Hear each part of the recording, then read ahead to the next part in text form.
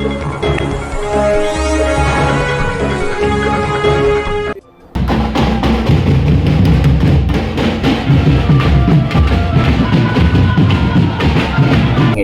इस गांव में मैं आया हूं, हालांकि हमारे मोहम्मद अरशद ने मेहनत कर करके और दूसरे देश में जाकर के स्थान बना लिया और अपने परिश्रम से, अपनी मेहनत से कारोबारी नहीं बल्कि प्रतिष्ठा भी बना ली है। शहर में ऐसे घर होते हैं, लेकिन गांव में ये सुविधा होना, ये बड़ा काम किया इन्होंने।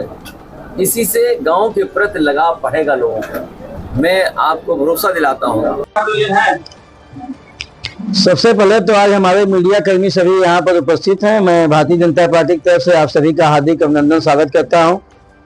साथियों, आज बड़े ही दुख के साथ कहना पड़ रहा है कि यहाँ के हमारे पहले सांसद रहे और श्री अखिलेश यादव जी, और जहाँ पर हमारी सरकार जीरो टॉलरेंस में काम कर रही है, योगी जी की सरकार जो अपराध मुक्त उत्तर प्रदेश बनाने का काम कर रही है, वहीं पर कल श्री अखिलेश यादव जी जो यहाँ पहले सांसद हुआ करते थे, वो जा करके एक मोहम्मदपुर में जो गैंगस्टर का मुलजिम है, जो अपराधी है, अपराधी के यहाँ जा करके और उसके यहाँ भोजन करते हैं और वहाँ जा करके पत्रकार वार्ता करते हैं। उस पर भारतीय जनता पार्टी कड़ी आपत्ति करती है।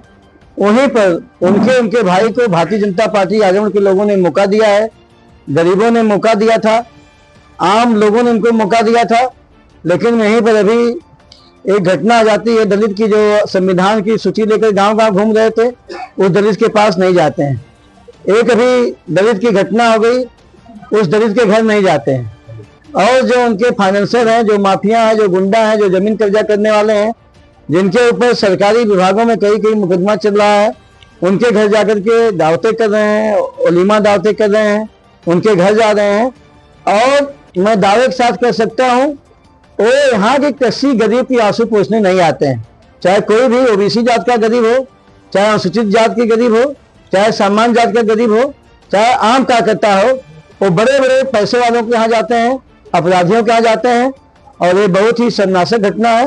भारतीय जनता पार्टी इसकी कड़ी निंदा करती है। और अखिलेश यादव, उनके भाई धर्मेंद्र यादव से जो झूठ का पुलिंदा संविधान की काफी गांव-गांव लेकर घूमते हैं और बाबा साहब के जो सपना है उसको चकनाचूर करते हुए किसी भी एक गरीब को आजमगढ़ में आंसू पोंछने के लिए नहीं गए, इसकी कड़ी हम भर्त्सना करते हैं, निंदा करते हैं।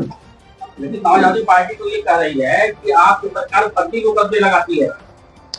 हमारी सरकार फर्जी मुकदमे नहीं लगाती है। जैसा कि आप हमारे सम्मानित मीडिया पत्रकार के लोग हैं, हमारे योगी जी का सीधे सीधे फंडा है कि हम सही को छेड़ेंगे नहीं और गलत को छोड़ेंगे नहीं। तो जो गलत है उसके खिलाफ कार्रवाई हो रही है, जो गलत है उसके खिलाफ मुकदमा हो रहा है, और जो सही है उसको न्याय मिल रहा है, उसको कानून का राज कायम है, गरीबों को सुविधाएं मिल रही हैं, व्यवस्थाएं मिल रही हैं, और उनके साथ पूरा कानून पूरी तरह से काम कर रहा है। ये हमारे योगी जी की सरकार है, इसमें कोई फर्जी मुकदमा नहीं होता है। और ये जो समाजवादी पार्टी के लोग हैं, झूठ का लेकर के पुलिंदा घूम रहे हैं, इसको भारतीय जनता पार्टी पूरे सिरे से निकालती है। और विकास के भी माने में हमारे योगी जी की सरकार में जो आजमगढ़ में विकास हुआ है, बिना किसी अपने भाजपा के सांसद विधायक के मैं धन्यवाद देना चाहता हूं।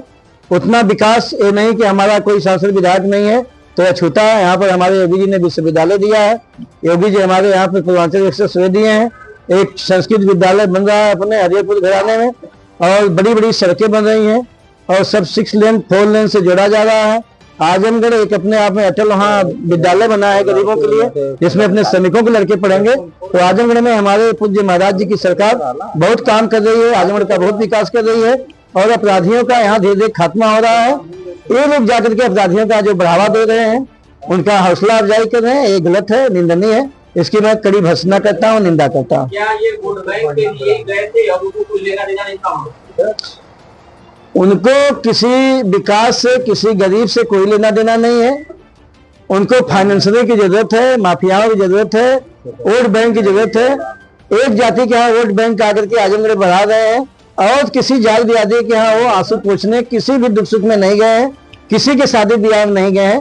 जब भी जाते हैं अपने जाति में जाते हैं, और जो इनके बंधु हैं टोपी वाले, इनके यहाँ जाते हैं।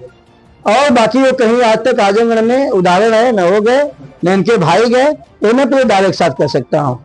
इसलिए गरीबों के साथ सीधे छलावा कर रहे हैं, आजमगढ़ की जनता के साथ सीधे छलावा कर रहे हैं, और इनका कोई गरीबों से लेना देना नहीं है, आम जनता से लेना देना नहीं है। इनके बड़े बड़े भूमाफियाओं, अपराधियों, पैसे वालों से इनको मतलब वहीं जाते हैं। हम आजमगढ़ को अपना मानते हैं। आजमगढ़ की जनता ने उनको सम्मान दिया, लेकिन वो आजमगढ़ की जनता का कोई सम्मान नहीं किए। बड़े बड़े माफियाओं के यहाँ और बड़े बड़े जो उनके बहुत बड़े बड़े उनके बिरादरी के नेता उनके यहाँ आज तक गए हैं। और एक भी घटना बता दीजिए आप, किसी गरीब के यहाँ गए हो, किसी छोटे कार्यकर्ता घर गए हो, किसी सामान्य कार्यकर्ता घर गए हो, आज तक के इतिहास में तभी उन्होंने किया।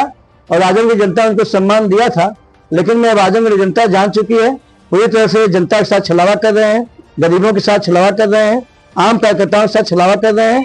और यहाँ की जनता उनको माफ करने वाली नहीं है, और आने वाले समय में उनका समाजवादी पार्टी का किला पूरी तरह से ध्वस्त होगा, और 10 विधानसभाओं पर भारतीय जनता पार्टी का कमल का फूल खिलेगा, यहाँ पर भाजपा झंडा गड़ेगा। ये मैं दावे और विश्वास के साथ कह रहा हूँ।